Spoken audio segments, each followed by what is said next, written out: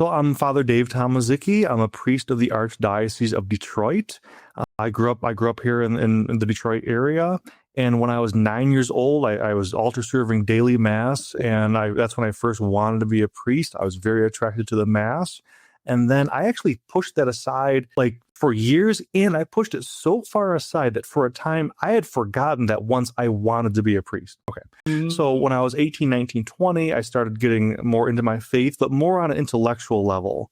But then as you get into the Catholic faith intellectually, and you're like, wow, this is true. Okay, well, if it's true, maybe I should be a little more serious about my prayer life. So when I was 20, 21, 22, the idea of the priesthood started coming back. And when I was 22, I left my job. I was a plumber. I was a licensed plumber, left my job 8 months after I got my license to go to Ave Maria University in Florida and discern the priesthood. And it was there that I really got a solid prayer life going, started doing a holy hour every day, the rosary every day, mass every day. And it's when I started to finally check my pride, crack open my heart, let God start to creep in.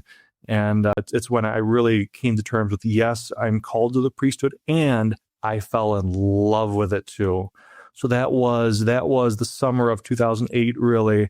And I entered seminary in 2010. I was ordained a priest in 2016, and I absolutely love it. Like I tell people, I used to be a plumber. I liked plumbing. I had no problem with plumbing. I love being a priest.